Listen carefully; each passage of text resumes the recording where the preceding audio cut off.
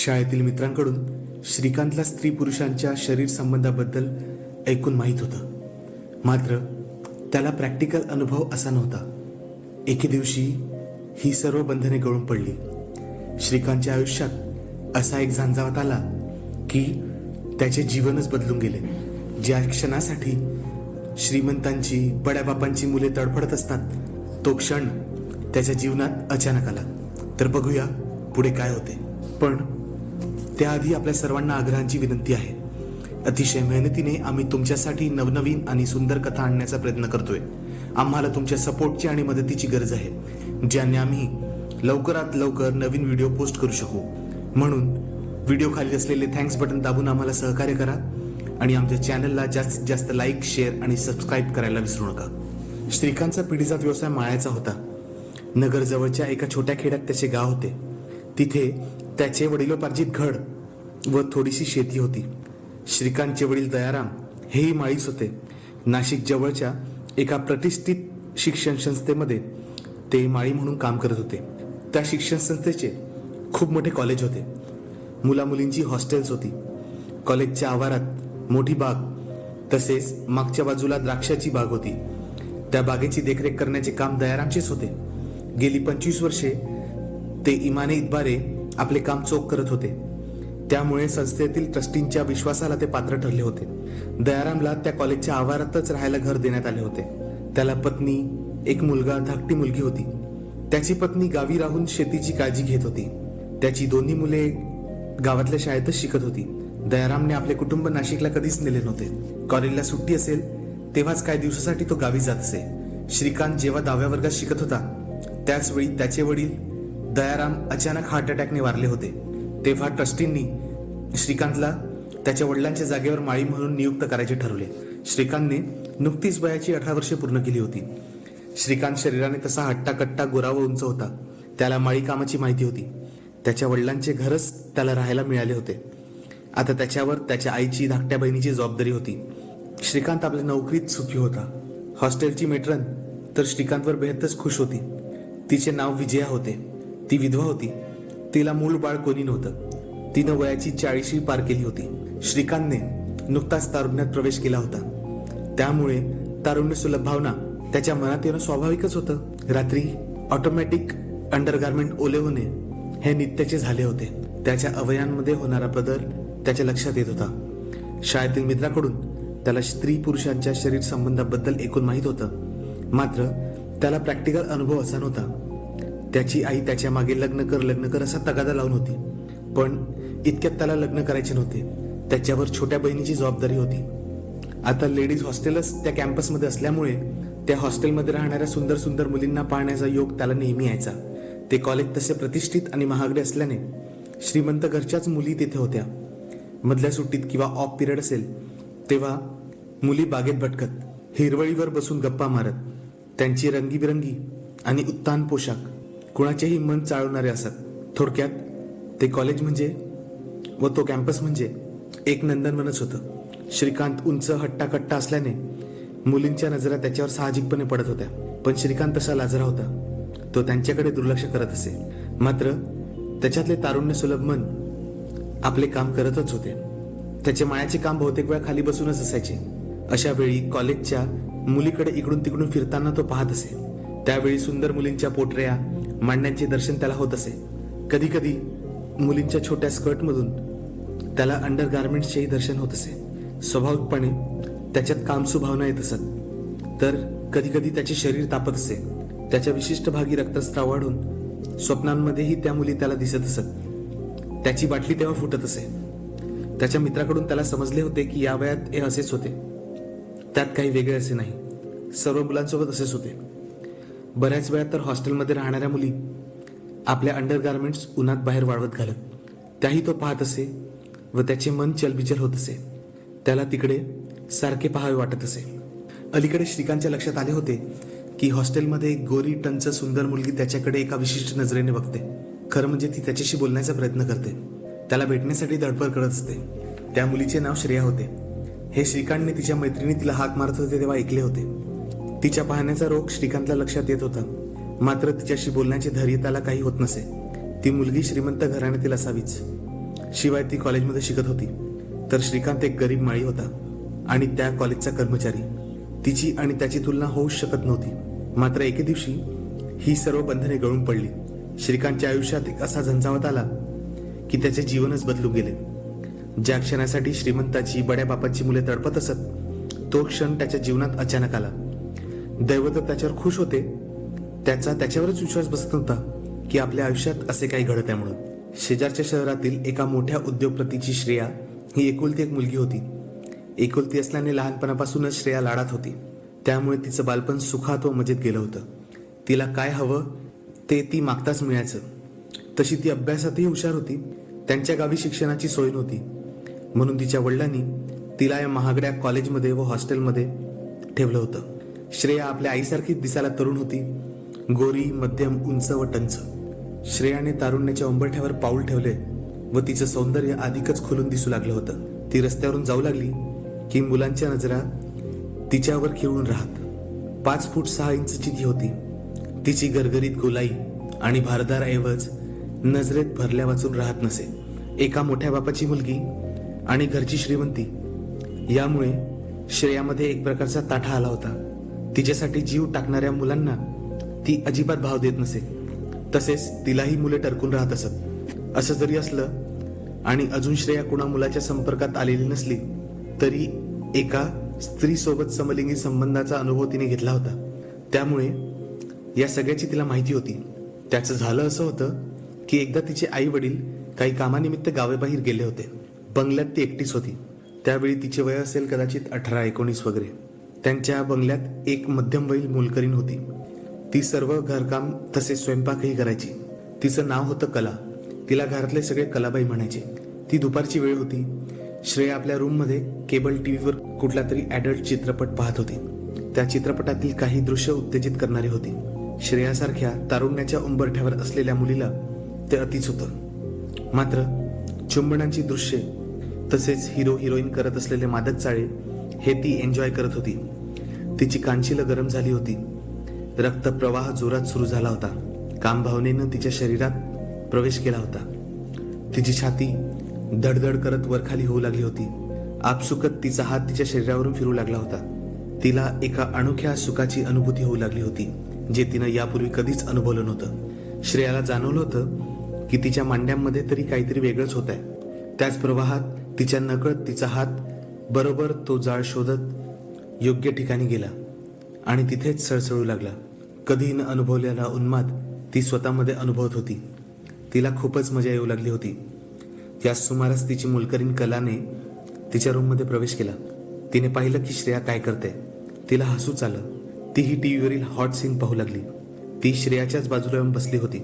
मात्र श्रेया एवढी गुंतली होती की तिचं तिच्याकडे लक्षच नव्हतं. टीव्हीवरील सीन पाहून कलाही आता तापली होती. तिच्यातही कालवाकालव सुरू झाली होती. तिचं लग्न झालेलं होतं. जसा तो सीन संपला आणि जाहिराती सुरू झाल्या, श्रेयाचं लक्ष कलाकडे गेलं. तिने ओळखलं ते तिने पाहिलं. तसे श्रेयाचे आणि कलाचे मैत्रीपूर्ण संबंध असल्याने श्रेयाला घाबरण्याचं काहीच कारण नव्हतं. तिने कलाला आपल्या जवळच खेचलं. म्हणाली, कला, मला सांग, याला काय म्हणतात? नवरा बायको लग्न झाल्यानंतर काय काय करतात? कला हसली. तिने ओळखलं की श्रेया इंग्रजी चित्रपट बघून तापली आहे. ती सावरून बसली. ती सांगू लागली, अगं श्रेया, लग्नानंतर नवरा बायकोमध्ये लाजेचा पडदा नसतो आणि ते एकमेकांच्या शरीरासोबत प्रेमाचा खेळ खेळतात. आता तू बघत होती ना, तसंच. ती पुढे वर्णन करू लागली. कलाच्या तोंडून हे शब्द ऐकताच श्रेया आणखीनच पेटली. तिने कलाला मिठी मारली व तिच्या गळ्यावरून खाली संपूर्ण शरीरावर हात फिरवू लागली. कलालाही तिचा स्पर्श आवडू लागला होता. तिनेही श्रेयाच्या शरीरावर स्पर्श केला. दोघी एकमेकींचा स्पर्श एन्जॉय करू लागल्या. कलाने श्रेयाच्या ओठांवर आपले ओठ ठेवले व तिची चुंबने घेऊ लागली. श्रेयाला ते आवडलं होतं. तीही तिला प्रतिसाद देऊ लागली. त्याच वेळेला त्या दोघी एकमेकींच्या शरीराला अक्षरशः कुस्करू लागल्या होत्या. काही मिनिटातच त्या दोघी पूर्णपणे मोकळ्या झाल्या. कला श्रेयाचे सुंदर शरीर बघून चाटच पडली होती. श्रेया ही एका बाईला प्रथमच तसे उघडे पाहत होती. दोघीही एकमेकींच्या नाजूक अवयवांशी खेळत होत्या आणि आळीपाळीने त्यांचा स्वाद अनुभवून बघत होत्या. श्रेया तर थरथरायलाच लागली होती, कारण हा अनुभव तिच्यासाठी पहिला वेळाच होता. दोघ्याही आता एकाच वेळी एकमेकींवर तुटून पडल्या. काहीच वेळात त्यांचे द्वंद्व शांत झाले. थोड्या वेळाने कलाने तिला विचारले, कसं वाटले तुला श्रेया? श्रेया म्हणाली, एकदम मस्त. तिने पुढे विचारले, काय ग, तुम्ही नवरा बायको रोज अशीच मजा घेता का? त्यावर कला लाजली आणि म्हणाली, नवीन लग्न झालं होतं तेव्हा आम्ही रोजच करायचो. आता त्यांचं बी वय झालं आणि माझं बी. आता कधी कधीच, असे म्हणत ती थांबली आणि हसू लागली. कला श्रेयाच्या संगमवरी माणसल देह बघून पागल झाली होती. अशा प्रकारे श्रेयाला जीवनातला पहिला लैंगिकतेचा धडा मिळाला होता. चला तर आपण मूळ गोष्टीवर परत येऊ. तो रविवारचा दिवस होता. त्या दिवशी सुट्टी असल्याने श्रीकांत घरीच होता. वेळ दुपारची होती. जेवण आटपून तो झोप काढावी या विचारात होता. कॅम्पसच्या आवारात शुकशुकाट होता, कारण सुट्टीच्या दिवशी हॉस्टेलच्या मुली नातेवाईकांकडे किंवा भटकायला बाहेर पिक्चरला वगैरे जात असत. अचानक श्रीकांतच्या खोलीचे बंद दार वाजले. या सुमारास कोण आला असेल या विचारात श्रीकांतने दरवाजा उघडला आणि तो आश्चर्यचकित झाला. होय, ती श्रेयाच होती. त्याच्याकडे रोखून बघणारी, त्याच्याशी बोलायचा प्रयत्न करणारी ती एकटीच होती. ती चटकन आत आली व तिनेच दरवाजा बंद करून आतून कडी लावली. श्रीकांत क्षणभर गोंधळून गेला. त्याला काय बोलावे तेच सुचेना. त्याच्या अंगावर बनियान व लुंगी होती. बनियानमधून त्याची रुंद छाती दिसून येत होती, तर श्रेयाने टी शर्ट व आखूड स्कर्ट घातला होता. श्रीकांतच्या रूममध्ये एक लोखंडी कॉट होती. त्याच्यावर जाऊन श्रेया बसली होती. काय श्रीकांत, मला बघून घाबरलास? श्रेयाने विचारले. श्रीकांतची छाती धडधडू लागली होती. त्याला काय बोलावे हे सुचत नव्हते. त्याच्याकडे दुसरे काही बसायला नव्हते, त्यामुळे तो उभाच होता. तेव्हा श्रेयास त्याला म्हणाली, ये बस ना माझ्या बाजूला, लाजू नकोस. श्रीकांत तिच्या बाजूला काही अंतर सोडून बसला. तू विचार करत असशील, आज मी कशी काय तुझ्या रूममध्ये आली? श्रीकांत हो म्हणाला. अरे लाजू नकोस आणि घाबरू नकोस, मी कोणी वाघीन बिगीन नाही. श्रीकांतला आता थोडा धीर आला. मला सांगा, कशापायी तुम्ही आल्या माझ्याजवळ? श्रीकांतने विचारलं. श्रेया हसली. अरे मला अहो जाहो म्हणू नकोस, मला नावाने हाक मार. अगं तू ग कर, सांग पाहू माझं नाव. श्रेया, श्रीकांत म्हणाला. अरे वा, माझं नावही तुला माहीत आहे. खूपच चालू दिसतोस तू. त्याचं काय आहे, तुमच्या मैत्रिणी तुम्हाला हाक मारताना मी ऐकलंय. श्रेया हसली. तिनं ओळखलं श्रीकांत घाबरलाय, पण तिने त्याला शेवटी बोलतं केलं होतं. अधिक वेळ न दवडता श्रेयानं मुद्द्याला हात घातला. सांग, मी तुला कशी वाटते? श्रीकांत लाजत म्हणाला, छान वाटते. तूही मला छान वाटतोस, श्रेया म्हणाली आणि चक्क त्याच्या बाजूला सरकत तिने त्याचा हात आपल्या हातात घेतला. श्रीकांत हादरलाच, पण तो काही बोलला नाही. माझं एक काम आहे तुझ्याकडे, करशील? श्रीकांतने विचारले. कोणतं? तू करशील म्हण, मग सांगते. श्रेयाने अट घातली. श्रेयासारख्या मुलीला काही नाही म्हणणं अशक्यच होतं. तो म्हणाला, करेन. तेव्हा श्रेया पटकन म्हणाली, मला तुझं ते बघायचं आहे, आणि लुंगीकडे ती बोट करू लागली. श्रीकांत तर ताडकनच उडाला. ह्या कामाची त्याला अपेक्षा नव्हती. हॉस्टेलमधील एक उच्चभ्रू श्रीमंत घरातील मुलगी चक्क त्याला असे काही म्हणेल हे त्याने स्वप्नातही कधी आणलं नव्हते, पण ते सत्य होते. श्रीकांतचा रक्तप्रवाह जोरजोरात सुरू झाला होता. त्याची कांचीला तापू लागली होती, तर त्याच्या मांड्यांमध्ये चळवळ सुरू झाली होती. आणि श्रेयाने पुढच्या क्षणाला त्याच्या लुंगीजवळ हात नेला. ती उठून जमिनीवर बसली. पुढच्या क्षणाला श्रीकांत पूर्णपणे तिच्या ताब्यात होता. श्रीकांत असहाय्यपणे काय होते ते पाहू लागला. त्याशिवाय तो दुसरे काय करणार होता? एक सुंदर तारुण्याच्या उंबरठ्यावर असलेली मुलगी, ती अशी त्याच्या पुढ्यात उभी होती. तिच्या कोमल मखमली स्पर्शाने, तिच्या गैर अनुभवी पण आक्रमक खेळाने तो अधिकच सुखावू लागला होता. श्रीकांत डोळे मिटून काय होते ते अनुभवत होता. त्याच्या अंगातून गोड शिरशिऱ्या निघत होत्या. श्रेया तर पुरतीच हरकून गेली होती. तिला काय करू आणि काय नको असे झाले होते. शेवटी तिला राहावे नाही आणि ती इथेच रसपान करू लागली. हे मात्र श्रीकांतला अतीच झालं होतं. त्याच्या शरीरात परम सुखाची कारंजी थुई नाचू लागली होती. आता हे सर्व असह्य झाले आणि तो संपला. तो जरा खजील झाला. श्रीकांत क्षणभर विचारात पडला आणि विचार करू लागला, अशी संधी त्याला पुढे मिळेल की नाही. मासोळी आयतीच जाळ्यात सापडली आहे. आतापर्यंत त्याने सगळं मित्रांकडून तोंडी ऐकलं होतं, वाचलं होतं, आणि आज एका सुंदर जवान मुलीसोबत मजा करायची संधी त्याच्याकडे चालून आली होती. तो पटकन म्हणाला, श्रेया, तू आता माझं पाहिलंस, मलाही पाहू दे ना. श्रेया अशीच वाट पाहत होती. तिने पुढच्या क्षणात स्वतःला मोकळं केलं. श्रीकांत तिच्याकडे आवासून पाहत होता. मग ती पलंगावर आपले पाय सैल सोडून बसली आणि श्रीकांतला म्हणाली, बघ तुला काय बघायचे, तुला पाहिजे ते कर, वाटेल तशी मजा घे. श्रीकांतही आता पेटून उठला होता. श्रेयाचा तो देह पाहून त्याच्यात रक्तप्रवाह जोरात सुरू झाला होता. तोही मोकळा होताच आता त्याचे हात श्रेयावरून सळसळायला लागले. श्रेया सुद्धा चेकायला लागली. आपला देह आणखी त्याच्या जवळजवळ नेत त्याला पूर्णपणे सहकार्य करू लागले. आता काही वेळ दवडायचा नाही म्हणून लगेच त्याने आपला चेहरा तिच्या जवळ नेत तिला आपल्या चुंबनात ओढले. संपूर्ण शरीरावर हात फिरवत फिरवत शेवटी तो तिच्या मोक्याच्या स्थळी पोहोचला आणि त्याचा इथेच्छ स्वाद चाखू लागला. वा, श्रीकांत अगदी 7व्या आसमानात होता. श्रेया तर परमसुखाने कणू लागली होती. दोन्ही हातांनी ती त्याचे डोके आणखी आपल्या जवळ ओढत होती आणि तिच्या तोंडून बडबड आणि चित्कार आपसुकच निघत होते. तिच्या शरीरातील येणारा गंध त्याला आणखीनच हवाहवासा वाटू लागला होता. त्याला जाणवले होते आता तो पूर्णपणे तयार आहे. त्याला पुढे काय करायचे हे त्याच्या मित्रांनी सांगितले होते किंवा त्याने ते ऐकले आणि वाचले सुद्धा होते. त्यामुळे आता वेळ घालवायची नाही असे त्याने ठरवले. पण श्रेयास त्याला म्हणाली, आता वेळ घालू नको, आणि क्षणार्धात तो तिच्यात समरस झाला. श्रेया तर अगदी स्वर्गात गेल्यासारखी होती. तिची मनोकामना अखेर पूर्णत्वाला आली होती. ती अतिशय उन्मादाने त्याला साथ देत होती. तसेच श्रीकांत सुद्धा तिच्यावर अक्षरशः तुटून पडला होता. त्यांचे युद्ध बराच वेळ चालले. त्या युद्धात ते दोघे एकमेकांना कितीतरी वेळा तृप्त करून गेले होते. शेवटी थकून ते तिथेच चित झाले आणि अशा पद्धतीने श्रेयाच्या आणि स्वतः श्रीकांतच्या जीवनात शारीरिक आनंदाचा प्रवास सुरू झाला. आता येऊया दुसरी व्यक्ती, म्हणजे प्राध्यापिका विजया.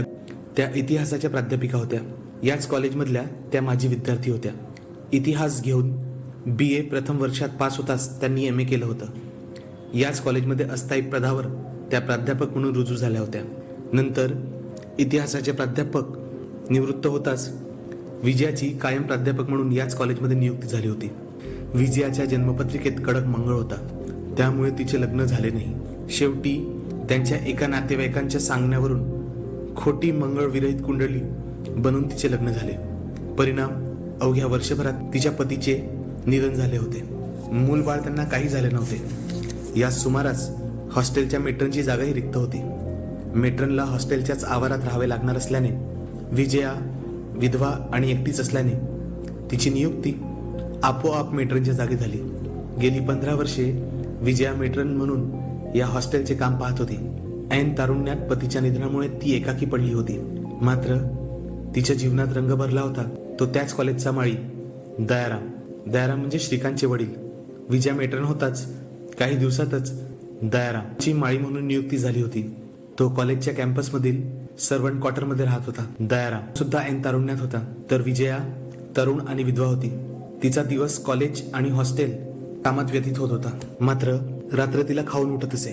विजया दयाराम यांचा मेळ कसा जुळला हे आपण पुढच्या भागात पाहूया. तोपर्यंत आपण सर्वांनी मोहक मराठी कथा या चॅनलला असेच प्रेम द्या आणि आमच्या चॅनलला लाईक, शेअर, सबस्क्राईब करा. तसेच थँक्स बटन दाबून आम्हाला वरचेवर सहकार्य करत राहा ही विनंती.